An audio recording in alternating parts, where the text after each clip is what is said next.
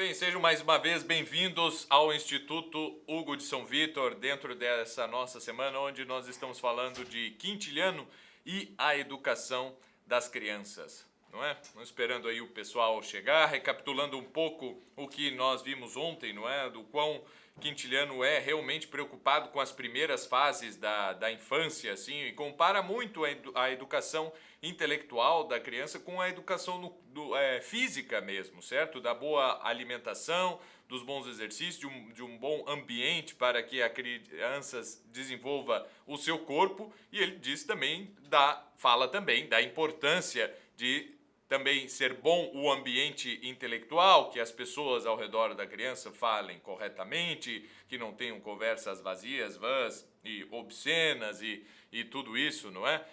Fala para já ser incentivado desde pequeno as crianças o gosto pela cultura, pela leitura e tudo isso.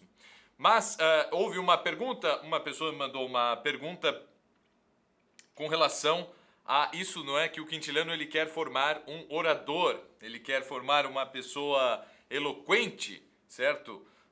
E o que isso tem, se isso tem realmente a ver com o que nós queremos para as crianças, certo? Afinal, nós não queremos necessariamente formar um orador, não é? Eu dei uma explicação ali ontem, bastante sucinta, obviamente, que é sempre o que cabe dentro de uma live dessa aqui, é só uma explicação sucinta, mas né, nós podemos falar um pouco mais sobre isso antes de entrarmos na questão que é tratada no segundo capítulo do primeiro livro das instituições de Quintiliano, que é se as crianças devem ir para a escola, certo? Ou ficarem em casa e serem educados por um professor particular, não é?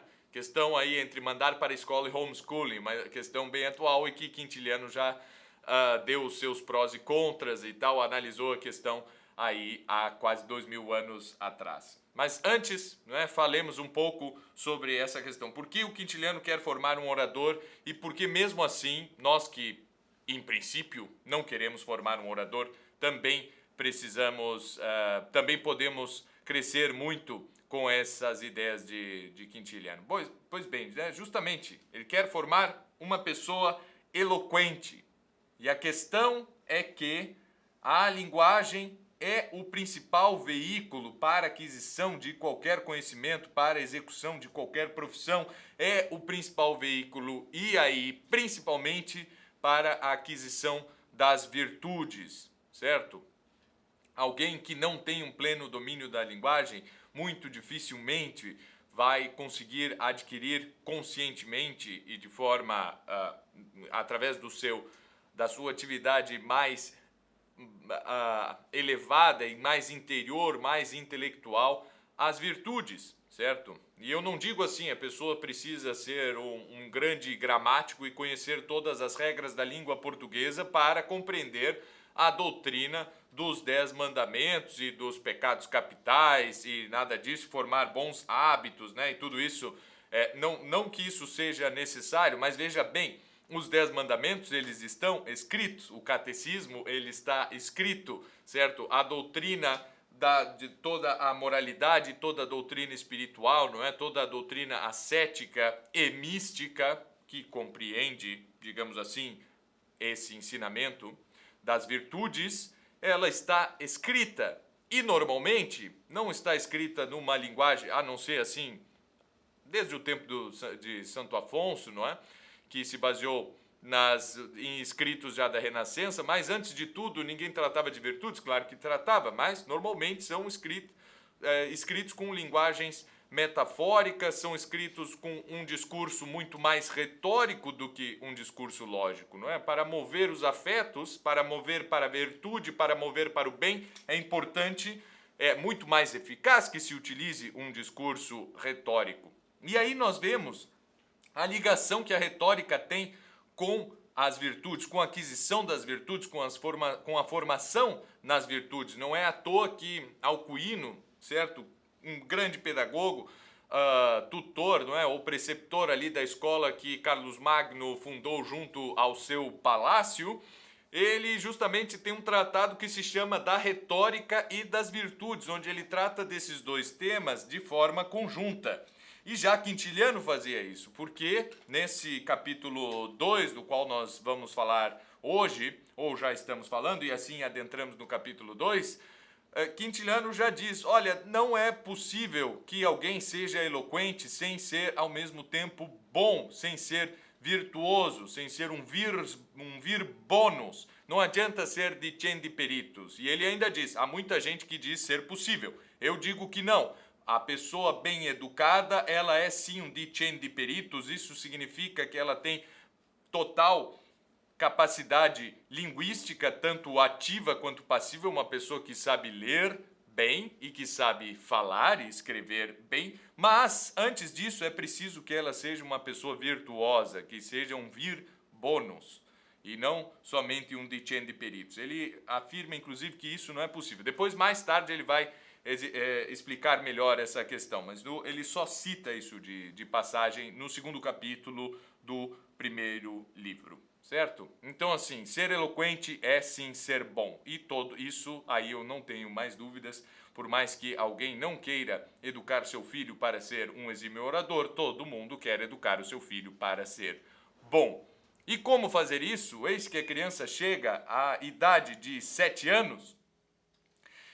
E Quintiliano já diz, é mais ou menos nessa idade que nós vamos decidir se vamos mandar a criança para a escola ou deixá-la em casa para ser educada por um professor particular. E ele enumera diversas coisas ali que dizem os pais sobre isso, né? Não vou mandar para a escola porque não quero que ele adquira vícios que são tão facilmente adquiridos no meio da multidão, certo? Eu não quero mandar para a escola porque eu tenho receio de que eu tenho certeza de que os professores não cuidarão tão bem dos meus filhos quanto eu cuido, certo? Não quero mandar para a escola porque, com certeza, um professor particular pode dar muito mais atenção do que um professor que tenha ali diversos alunos. Aí nós vemos que essa discussão toda, não é? Ela já pertence aí ao debate sobre educação há muitíssimos séculos, certo? E Quintiliano, com certeza, não foi o primeiro a entrar nesse debate. Então, a opinião de Quintiliano, já vou deixar claro, é que a criança tem que ir para a escola, certo? Porque ele não diz com essas palavras, mas o que ele vê ali é que o homem, ele é um ser social. Nossa, que manjado, certo? Quintiliano vem com esse papo aí de sociabilização e todas essas coisas. Sim, ele vem com esse papo aí de sociabilização, porque ele quer formar um homem forte. Se os professores não vão tratar o seu filho tão bem quanto tu o trata, sim, é assim mesmo, certo? O professor não é o pai da criança, ele não estará cuidando tanto do teu filho quanto tu cuidas. Sim, a criança pode pegar alguns vícios, ela pode aprender alguns vícios na escola, certo? Por parte dos seus colegas. Mas lembre-se que os colegas, se eles têm esses vícios, é porque os próprios pais já têm esses vícios. E pensa, primeiramente, se não é o teu filho que vai estar levando todos esses vícios e essas porcarias para dentro da escola, certo? Então, Quintiliano vai dando pedradas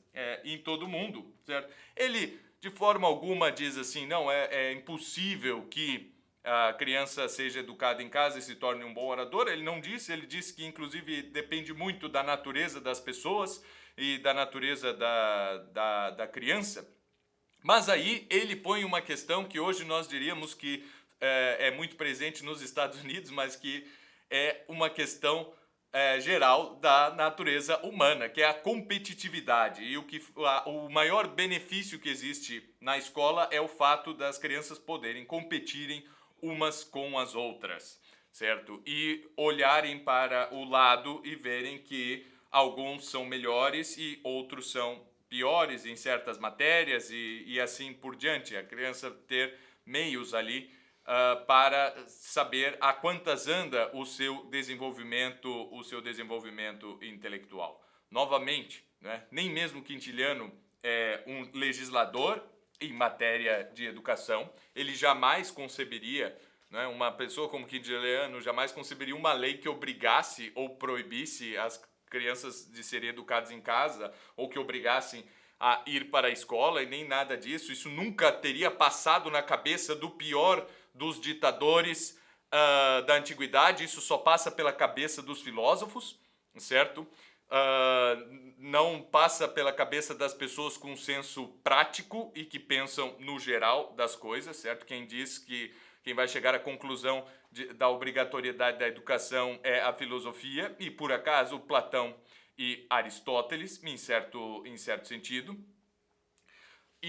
Mas Quintiliano não, certo? E nenhum romano, eu acho que nós pensamos no romano como aquele povo do direito, aquele povo, né, com leis escritas, tudo muito bem ali esquematizado e tudo isso, certo? Mas em Roma raramente, né, vai existir um debate que entre tão profundamente na vida privada, certo? O romano, ele conhece muito bem o direito privado e o direito público e conhecia, enfim, pelo menos debatia os limites do Estado e o poder e os direitos, certo, da família, do pai de família e tudo isso, não é? Também, obviamente, não estamos dizendo que esse modelo de governo dos romanos seja o melhor. Inclusive, nós nunca entramos nisso aqui no Instituto Hugo de São Vítor, de falar sobre os melhores modelos de governo, e nem nada disso não é da nossa esfera. O que nós tratamos aqui é de educação, e normalmente de educação básica e média, certo? Então, vai lá, Quintiliano, ele consegue, não é, nesse segundo capítulo, falar sobre, trazer essa questão à tona. E qual é a vantagem que nós temos, não é, em ler um texto tão antigo, mas que ao mesmo tempo fala de uma questão tão atual, certo? É possível, não, é extremamente necessário que nós saibamos ler, que nós encaremos aquilo de acordo, sim, com a sua época e saibamos que há uma contingência ali pelo tempo em que foi escrito, certo? Por diversas circunstâncias que são da época, mas nós nunca podemos esquecer que em todo e qualquer texto há certas coisas que são, sim, perenes, que são atemporais, que independem de qualquer questão momentânea ali. Então, nós vamos lendo aquilo, não é? E vendo assim desse ponto forte que Quintiliano traz sobre essa tal socialização, não é? E nós não conseguimos muitas vezes deixar de concordar, certo? O que nós fazemos normalmente ao lermos um texto desse é tentar usar algum detergente de consciência, né? Qualquer motivo é um motivo para nós discordarmos ali do autor sem querer manchar-lhe a reputação, não é? Afinal, quem sou eu para discordar de Quintiliano? Explico-me. O sujeito lê ali, né? Não, realmente Quintiliano, ele diz que as crianças têm que ir para a escola porque o orador é alguém que se defronta com o público. Então ele tem que estar acostumado a falar em público, ele precisa saber ler em público, ele não pode ter vergonha de estar em frente a um auditório. E se ele for educado em casa, ele não vai conseguir isso, certo? Então na escola isso é extremamente necessário, né? Ele precisa estar ali competindo, certo? Para ter motivação, para que ele se esforce por melhorar e superar os seus colegas, porque é natural do ser humano querer superar os outros e tudo isso, né? O que nós fazemos? Qual é o detergente de consciência que nós, para discordarmos de Quintiliano e ao mesmo tempo não escarnecê-lo, normalmente fazemos? Isso aqui é coisa da época. Isso aqui, Quintiliano está falando de escolas no Império Romano que deviam ser muito melhores que essa. Eles não conhecem as escolas públicas, ele não conhecia as escolas públicas aqui do Brasil. Há razão nisso? Sim e não também. Porque, sim, existe um aspecto... Agora, tu conheces as escolas de Roma? Não, não conhece, certo? Quintiliano falou que falava de todas as escolas, ele não especifica somente as escolas boas, somente as escolas da elite, somente... Não, ele diz aquelas escolas em que todos têm acesso, certo? Não, mas é que os professores, para alguém ser professor em Roma, certamente ele teria de ser uma pessoa muito bem preparada. Olha, um professor, principalmente para os primeiros anos, era um sujeito na antiguidade, a gente quem nos ensina isso é o Henri Irénée Marrou, na História da Educação da Antiguidade. Um professor é um sujeito miserável, certo? Um sujeito que... Essa história do sujeito não conseguir ter uma profissão muito rentável e acabar sendo professor já era uma realidade na antiguidade. O sujeito, ele não tinha forças para ir, às vezes, para o exército e tal, e também não tinha muitas capacidades intelectuais para ser um grande orador e um homem que lidasse com a coisa pública, mas ele tinha feito alguns estudos ali básicos e ele ia acabar sendo professor, né? Isso aí acontece ainda hoje. Na maioria das sociedades, a não ser quando há um super plano de governo, como por exemplo na Finlândia, onde o professor lá ganha um salário milionário, certo? Mas normalmente não é assim. O professor, até não existiu professores que ganhassem muito bem até muito pouco tempo atrás, tanto que, certo? Nós vemos que dentro da igreja as melhores escolas sempre pertenceram à igreja, porque o sujeito dava aula por uma questão apostólica, ascética, muito mais do que pelo seu salário. Quando o professor é leigo e precisa sustentar a sua família, é muito difícil que ele aceite um trabalho de fome se ele tiver capacidade para ganhar mais do que isso, não é? É assim que a coisa acontece. Mas enfim, Quintiliano não está falando ali de escolas maravilhosas, certo? Nós não temos nenhum relato de que as escolas em Roma fossem coisas maravilhosas. Ao contrário, a maioria das pessoas mandavam os seus filhos estudar na Grécia, ou compravam um escravo bastante culto, certo? Da Grécia ou de algum lugar, para que ensinasse os seus filhos, certo? Porque em Roma a situação cultural, o que existia de poder militar e financeiro, com relação à cultura, sempre foi muito precário a coisa, não é? Porém, os romanos têm algo a nos ensinar de excelente, que por incrível que pareça, é a humildade, certo? Porque os romanos todos souberam ver na Grécia, e isso está presente em qualquer autor romano, em Quintiliano não é diferente, não é? Ele diz assim, olha, é bom que as crianças comecem a escrever em uma língua estrangeira. É prática que foi adotada aqui no Ocidente até muito pouco tempo atrás, até uns 3 séculos atrás, certo? Todo mundo aprendia a escrever em latim. E o Quintiliano diz, é bom aprender a escrever primeiro em grego, certo? Mas logo que a criança for ali alfabetizada, já começar também com latim e que as duas línguas andem em paralelo depois, para que a criança não perca o contato com a sua língua materna, que na época de Quintiliano já era bem desenvolvida, certo? Provavelmente Cícero não tenha feito isso, certo? Que Cícero tenha feito toda a sua educação em grego, até porque ele vai, depois de uma certa idade, para a Grécia, até depois de já ter sido bem terminado seus estudos, tudo aquilo que ele podia em Roma, ele vai, já tem os seus primeiros discursos escritos e ele vai para a Grécia continuar estudando, não é? Mas, enfim, Quintiliano nos faz, não é? Nos provoca todas essas reflexões. O que nós não podemos fazer na leitura de um livro como esse é sermos precipitados e vem aqui, eu concordo, eu discordo, certo? A gente justamente lê esses textos antigos por estarem bastante distantes e nós podermos assim, de uma forma um pouco mais fria, sem os ânimos exaltados, sem pensar assim, não, quem escreveu isso é um sujeito do partido tal que eu não gosto, é um fulano que não sei o que a certa vez apoiou não sei quem que eu também não gosto, eu não vou na palestra do Beltrano porque ele é amigo de Cicrano que eu não vou com a cara, e assim por diante, né? Nós vemos ali o Quintiliano, nós não temos ali opinião, juízo de valor nenhum a fazer dele. E aí nós podemos pegar a ideia e trabalhá-la de uma forma mais fria.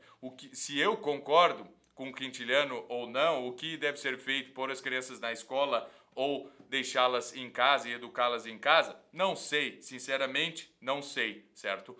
Depende muito da situação. E o que eu posso realmente aprender com Quintiliano é dar esta resposta, não é? Depende muito da situação, certo?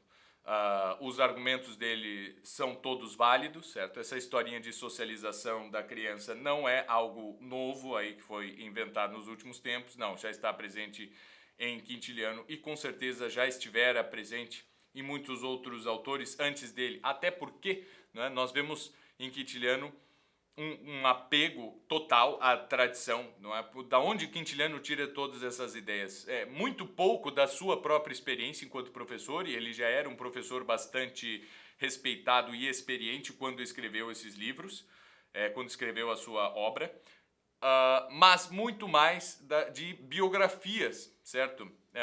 Muito mais de ver a vida das pessoas, a vida aquelas vidas que deram certo, né? A vida das grandes personalidades, de pessoas que tinham sua personalidade muito bem formada, e é a partir disso que Quintiliano constrói toda a sua obra e os seus preceitos. Então, normalmente, quando ele vai tratar de algum assunto, ele diz, olha, eu vejo que isso aqui deu certo com fulano e não deu certo com Beltrano. É mais ou menos o que todos nós temos que fazer na hora de tomar atitudes, não é? Olhar para o lado, ver o que deu certo com os outros e pensar o que pode dar certo com nossos filhos, com nossos alunos, aquilo obviamente que deu certo conosco, as pessoas que estão ao nosso redor, mas também aquilo que deu certo durante a história inteira. Isso é ser verdadeiramente clássico e tradicional e tal, em educação e em qualquer outro ramo da vida.